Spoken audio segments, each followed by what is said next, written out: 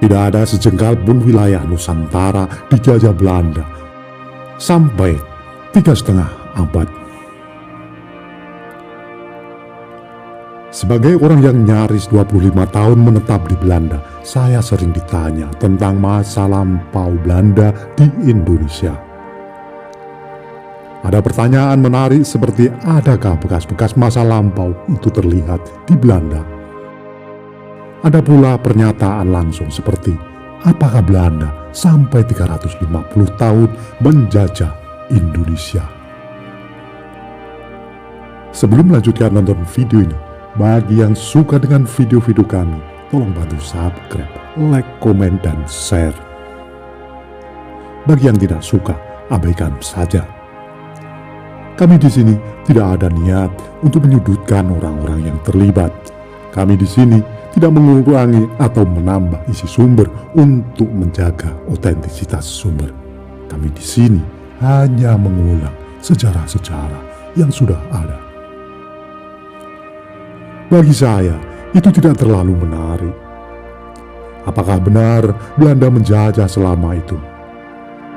Ayo kita hitung, apakah kita harus bersetuju bahwa Belanda mulai menjajah Indonesia bersamaan dengan berdirinya VOC pada 1602? Mungkin karena tidak tahu versi angka tahun lain, biasanya langsung dijawab setuju.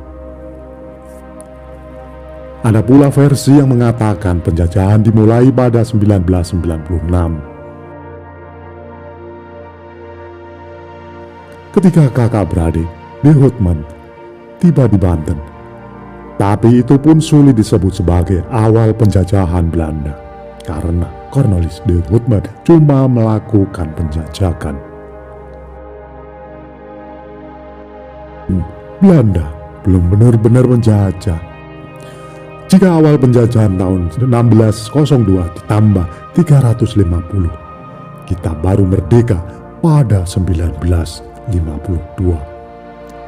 Bagaimana dengan proklamasi 17 Agustus 1945 dan pengakuan Belanda pada kedaulatan Indonesia pada 27 Desember 1949? Sebenarnya banyak sekali dampak buruk kolonialisme Belanda di Indonesia. Tapi, mengapa kita selalu menekankan lamanya kolonialisme yang justru tidak benar itu?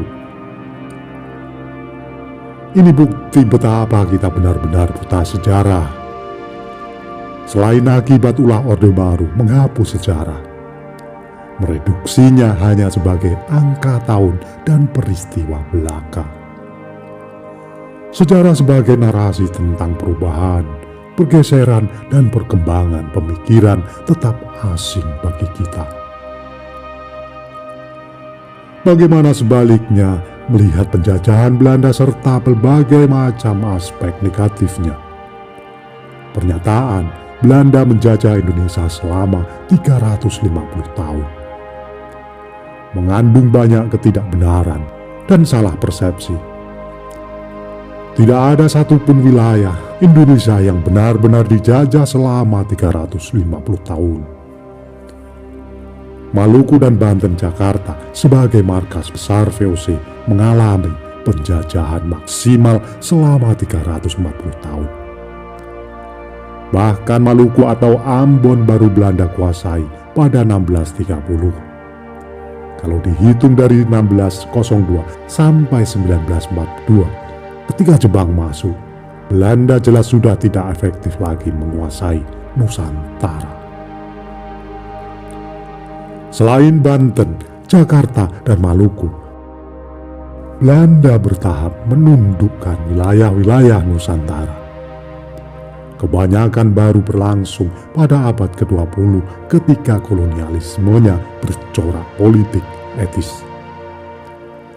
Sisi lain politik etis yang bertujuan mendidik kaum inlander oleh orang Belanda disebut sebagai Pasifikat, gampangnya menaklukkan wilayah-wilayah luar Jawa. Aceh baru ditaklukkan pada 1904, bahkan Belanda baru sepenuhnya berkuasa pada 1912. dan Bali dikuasai pada 1906. Dengan begitu, Aceh maksimal dijajah Belanda selama 338 tahun dan Bali selama 36 tahun. Artinya, kita tidak bisa pukul rata bahwa seluruh wilayah Indonesia dijajah Belanda selama 350 tahun.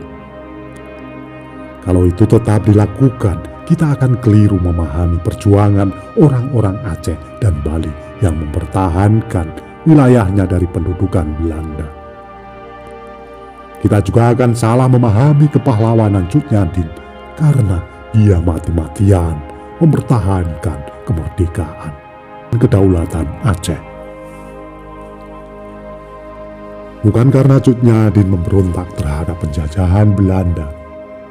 Waktu itu Aceh belum dikuasai Belanda. Sampai akhir abad ke-19, Aceh merupakan sebuah negara berdaulat. Bahkan memiliki duta besar di Turki. Bukankah dengan menganggap Indonesia dikuasai Belanda selama 350 tahun, berarti kita juga menganggap Aceh sudah lama dikuasai Belanda? Sehingga Kesultanan Aceh dan perlawanan Cut Nyadim kehilangan maknanya. Kesalahan lain adalah menyebut Indonesia seolah-olah Indonesia sudah lama ada dan dijajah Belanda selama 350 tahun. Indonesia baru lahir pada 17 Agustus 1945. Sebelum itu adalah Hindia Belanda. Dan sebelumnya pada abad 19 adalah Kesultanan Aceh, Kerajaan Bone, Kerajaan Kelungkung, dan lain-lainnya. Indonesia sebagai sebuah negara belum ada. Ada pula pendapat yang menampilkan Belanda sebagai penjajah yang tidak mengalami perubahan dalam kurun waktu 3,5 abad. Ini jelas tidak benar. Yang mulai menjajah sebenarnya adalah sebuah perusahaan multinasional bernama VOC atau gampangnya Company. Selama abad 17 dan 18 Belanda merupakan republik. Ketika VOC bangkrut, jajahannya diambil oleh Belanda yang masih belum bercorak monarki. Kemudian muncul apa yang disebut Interregnum, penguasa selam. Inggris pada awal abad ke-19 dengan Sir Thomas Stamford Raffles sebagai gubernur jenderal. Pada waktu itu, Belanda sendiri dijajah oleh Napoleon. Ketika Belanda merdeka dari jajahan Perancis dan perubahan menjadi kerajaan, serta Inggris mengembalikan Nusantara, Belanda benar-benar menguasai Indonesia pada 1813.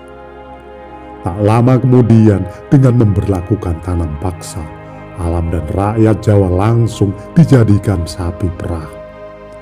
Sebagai kerajaan, wilayah Belanda masih mencakup wilayah Belgia, keduanya masih satu kerajaan. Bahkan, salah satu gubernur Hindia Belanda pada awal abad ke-19, Leonardus de Gesingers, adalah orang Belgia. Jangan-jangan ini berarti kita juga pernah dijajah Belgia pada 1830. Belanda kembali mengalami perubahan karena Belgia memisahkan diri. Nah, kalau hanya menyebut Belanda menjajah Indonesia selama 350 tahun, selain jangka waktu itu salah, berbagai perubahan penting yang terjadi di Belanda selama kurun waktu 3,5 abad akan luput dari sudut pandang kita. Sebagaimana membicarakan kolonialisme Belanda tanpa terjebak dalam pelbagai kesalahan tadi. Jangan khawatir, tanpa menyebut durasinya, kita masih tetap bisa menuding banyak keburukan kolonialisme Belanda di Indonesia. Salah satunya, dan ini jarang sekali diungkap, orang adalah tanam paksa. Orang Belanda sendiri mengakui betapa tanam paksa merupakan cara menyedot kekayaan dari wilayah penjajahan. Tak lain adalah bahasa pejabat pada abad ke-19 ketika politik memaksa petani Jawa ini dilancarkan. Itulah tadi ulasan singkat kami mengenai mitos 350 tahun penjajahan Belanda di Indonesia. Apabila ada kesalahan dalam kami menyampaikan, mohon diluruskan dan mohon maaf. Terima kasih yang sudah menonton sampai selesai.